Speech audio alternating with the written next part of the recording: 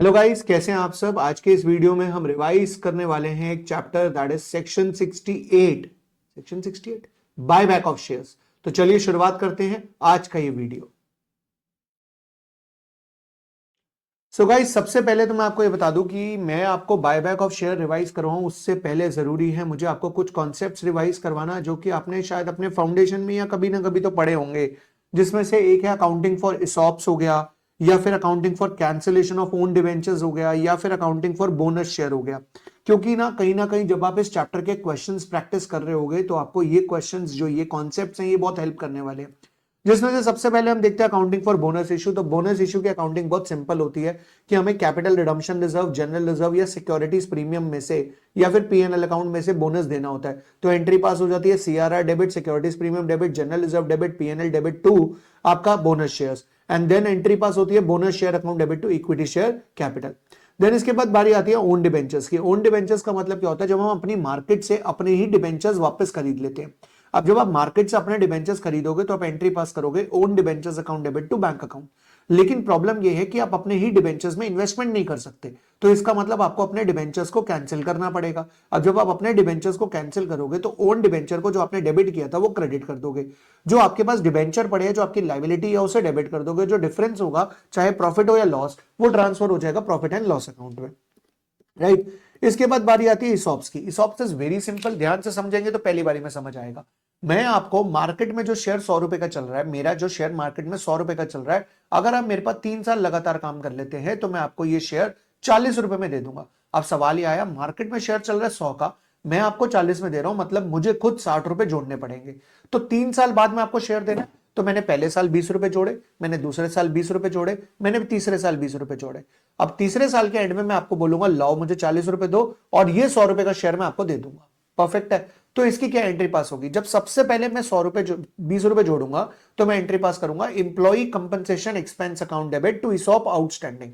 मतलब ये जो अकाउंट है, ये जो जिसके अंदर मैं पैसे जोड़ रहा हूं, इसका नाम हो जाएगा ईसॉप आउटस्टैंडिंग अकाउंट। ठीक है। तो इंप्लॉई कंपनसेशन एक्सपेंस, यानी कि आपको कंपनसेशन देने के लिए मैंने खर्चा किया, तो employee compensation expense account debit to ESOP outstanding पहले साल। फिर दूसरे साल employee compensation expense account debit to ESOP outstanding. फिर तीसरे साल employee compensation expense account debit to ESOP outstanding. अब यहां पे 60 रुपए आ गए। अब मैं आपको बोलूंगा शेयर चाहिए, अगर आप बोलोगे यस चाहिए तो लाओ 40 रुपए दो। आप 40 रुपए दोगे तो मैं एंट्री पास करूंगा bank account debit to ESOP outstanding, bank account debit to ESOP outstanding. अब इस इसॉप आउटस्टैंडिंग में हो गए 100 रुपए, इसके बदले आपको शेयर मिल जाएगा। तो ESOP outstanding account debit to share capital. Perfect है। मान लो मैंने 20 3 साल जोड़े, आप कह रहे हो नहीं चाहिए मुझे शेयर, मैंने क्या कर दिया, पूरा इसॉप आउटस्टैंडिंग ट्रांसफर कर दूंगा मैं जनरल रिजर्व में। Is that clear. तो ये 3 अकाउंटिंग बायबैक के लिए समझना बहुत जरूरी था। अब मैं आ रहा हूं बायबैक पे। तो देखो जी, बायबैक का मतलब होता है अपने ही इक्विटी शेयर्स या प्रेफरेंस शेयर्स मार्केट से बायबैक कर लेना। देखो जी, प्रेफरेंस शेयर तो एक ना एक दिन आपके रिडीम हो ही जाने हैं। तो इस चैप्टर के अंदर मेनली अगर आपको कोई कॉन्सेप्ट पढ़ना है तो वो है इक्विटी शेयर्स का बायबैक। ओके जी। तो अपने ही इक्विटी शेयर्स मार्केट से बायबैक कर लेना, उसे हम बोलते हैं बायबैक ऑफ शेयर। क्या ये अलाउड है? यस अलाउड है। सेक्शन 68 में बहुत सारी कंडीशंस लिखी हैं जो आपको सारी की सारी पता है, आपने लॉ में पढ़ी है। पर यहां पर मैं आपके साथ डिस्कस करने वाला हूं अकाउंटिंग से रिलेटेड 5 कंडीशंस, जिसमें से सबसे पहली कंडीशन क्या कहती है, मैं पूरा चैप्टर पढ़ाऊंगा, पूरा चैप्टर रिवाइज कराऊंगा, पर पहले मैं एक बारी 5 कंडीशन बताया था। सबसे पहली कंडीशन ये कहती है कि अगर आप बायबैक करना चाहते हो तो या तो आप बायबैक करोगे आउट ऑफ प्रॉफिट या फिर आउट ऑफ कैपिटल। अगर आप आउट ऑफ कैपिटल करना चाहते हो तो आप फ्रेश इश्यू कर दो डिफरेंट टाइप ऑफ शेयर्स का, डिफरेंट क्लास ऑफ शेयर्स का। सिंपल सी बात है, अगर आप इक्विटी का बायबैक करना चाहते हो तो आपको प्रेफरेंस शेयर इश्यू करने पड़ेंगे।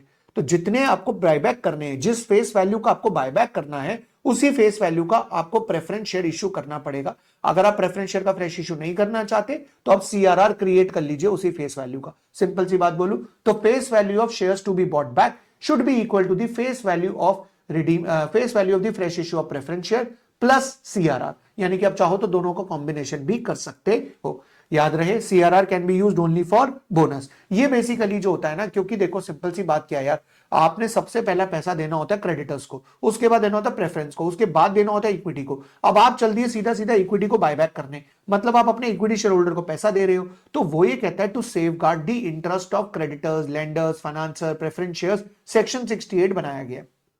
राइट। तो सिंपल सा फंडा है। 2 कंडीशन, 3 टोटल 5 बताइए, 2 मैंने बता दी। पहली कंडीशन है अगर आप आउट ऑफ कैपिटल करना चाहते हो तो इन दैट केस आप फ्रेश इशू कर दो डिफरेंट क्लास ऑफ शेयर्स का।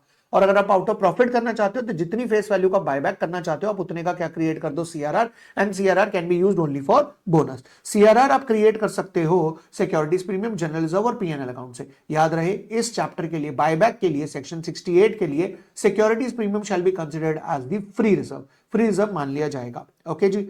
नाउ अब जर्नल एंट्री क्या होगी, जब आप शेयर्स बायबैक करोगे तो जर्नल एंट्री में सबसे पहले आपको ये समझना आपकी इक्विटी शेयर कैपिटल कम हो जाएगी, तो इक्विटी शेयर कैपिटल डेबिट। अब क्योंकि आप उसे प्रीमियम पे बायबैक करोगे तो premium on buyback debit. To, आपने किसको पैसा देना है, शेयर होल्डर्स को, तो to equity share holder account, right. अब इसके बाद आप फ्रेश इश्यू करोगे, फ्रेश इश्यू करोगे तो एंट्री पास होगी bank account debit to preference share capital, या फिर या और आप क्या क्रिएट करोगे, सीआरआर, तो सीआरआर क्रिएट करोगे तो एंट्री पास हो जाएगी securities premium debit, general reserve debit, PNL debit to CRR, capital redemption reserve. अब आप क्या करोगे, प्रीमियम ऑन बायबैक जो आपने दिया था ऊपर, आप उसे चार्ज कर लोगे सिक्योरिटीज प्रीमियम से, जनरल रिजर्व से या पीएनएल से। मैं तो आपको सजेशन दूंगा कि जनरल रिजर्व और पीएनएल से चार्ज करो, सबसे बढ़िया है, ठीक है जी। And last equity share holder को पेमेंट कर देंगे बैंक के थ्रू, ठीक है जी। याद रहे जब भी हम पब्लिक इश्यू कर रहे होते हैं, यानी कि अगर हम पब्लिक कंपनी है, लिस्टेड कंपनी है, तो हम जनरली वहां पर ओपन मार्केट मेथड से बायबैक करते हैं, यानी कि मार्केट में बोलते हैं भाई जिसको देने हैं बायबैक करवा लो। लेकिन अगर कोई लिस्टेड कंपनी नहीं होती, नॉन लिस्टेड कंपनी होती है, प्राइवेट कंपनी होती है, तो वो टेंडर मेथड भी यूज कर सकती है, ठीक है। देन इसके बाद आता है जी proportionate cancellation method. Proportionate cancellation method क्या कहता है कि लेट्स से आपने बोला मैं 1 लाख शेयर बायबैक करना चाहता हूं, अब आपके पास एप्लीकेशन आ गई 5 लाख की, अब 5 लाख थोड़ा ना बायबैक कर लोगे, आप 1 लाख ही बायबैक करोगे। तो जैसे आपने इश्यू ऑफ शेयर्स में प्रो राटा पढ़ा था, यहां पे भी प्रोपोर्शनेट कैंसिलेशन मेथड लगेगा, यानी कि हम 5 लाख वालों को बोलेंगे कि भैया देखो हमने बोला था हम 1 लाख बायबैक करेंगे, तुम एप्लीकेशन लेकर आ गए 5 लाख, मतलब हमें तुम्हारे बायबैक करने हैं सिर्फ 20%, तो जिसने जितनी जितनी एप्लीकेशन करी है उसको 20% हम बायबैक कर लेंगे, एज सिंपल एज दैट, ठीक है जी।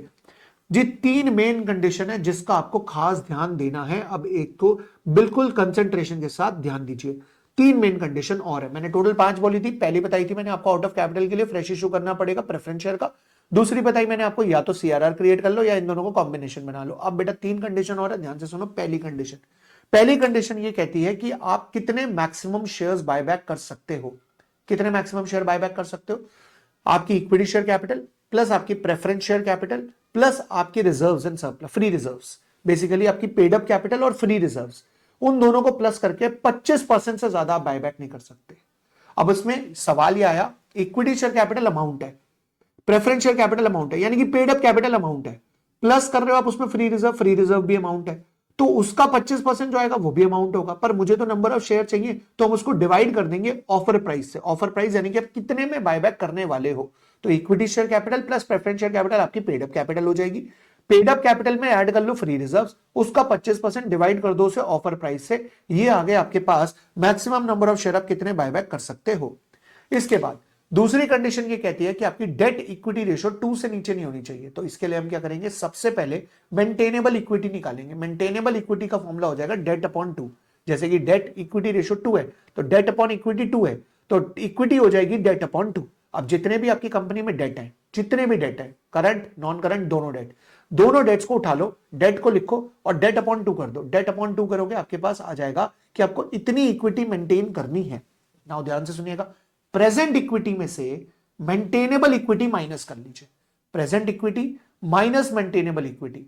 अब प्रेजेंट इक्विटी यानी कि आपके पेड अप कैपिटल प्लस आपके फ्री रिजर्व्स, उसमें से माइनस कर लीजिए मेंटेनेबल इक्विटी, उसमें से माइनस कर लीजिए फेस वैल्यू इनटू एक्स। अब ये एक्स क्या है, जितने शेयर्स आप बायबैक करना चाहते हो, और फेस वैल्यू से क्यों मल्टीप्लाई कर रहे हैं, क्योंकि आपको क्रिएट करना पड़ेगा सीआरआर, तो 10x हो जाएगा यहां पे डिवाइडेड बाय ऑफर प्राइस, और इसको x के इक्वल रख देंगे, यानी हमारा फॉर्मूला बन गया x यानी कि number of shares to be buyback is equals to हमारी प्रेजेंट इक्विटी यानी कि हमारी paid up capital plus free reserves minus minimum maintainable equity जो हमने डेट अपॉन 2 करके निकाली, माइनस आपका फेस वैल्यू इनटू x यानी कि 10x जितना हमें सीआरआर क्रिएट करना पड़ेगा, डिवाइडेड बाय ऑफर प्राइस। अब ये मैथ्स की इक्वेशन बन जाएगी, इसके बेसिस पे हम x की वैल्यू निकाल लेंगे।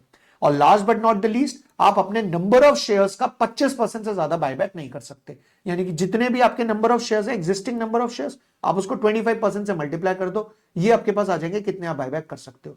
अब आपके पास 3 चीजें आ जाएंगी, यानी कि 3 अमाउंट आ जाएंगे। पहला आपका paid up capital free reserves का 25% डिवाइडेड बाय ऑफर्ड प्राइस, दूसरा x is equals to paid present equity minus maintainable equity minus आपके 10x divided by x divided by 10, तो ऑफर्ड प्राइस ये आ जाएगा आपके पास एक और अमाउंट, तीसरा आ जाएगा आपके एग्जिस्टिंग नंबर ऑफ शेयर्स का 25%, ये तीसरा अमाउंट। इन तीनों का लोअर आपको बायबैक करना अलाउड है, इन तीनों का लोअर बायबैक करना अलाउड है। तो टोटल 5 कंडीशंस आपने अकाउंटिंग के पॉइंट ऑफ व्यू से पढ़नी थी, अकाउंटिंग ट्रीटमेंट पढ़ना था, दोनों चीजें मैंने आपको रिवाइज करा दी। आई होप आपको वीडियो अच्छी लगी होगी, वीडियो अच्छी लगी तो लाइक करें, शेयर करें, और अगर आप इस चैनल पे नए हैं तो सब्सक्राइब जरूर करें। मिलते हैं नेक्स्ट वीडियो में, आज के लिए इतना ही, बाय बाय।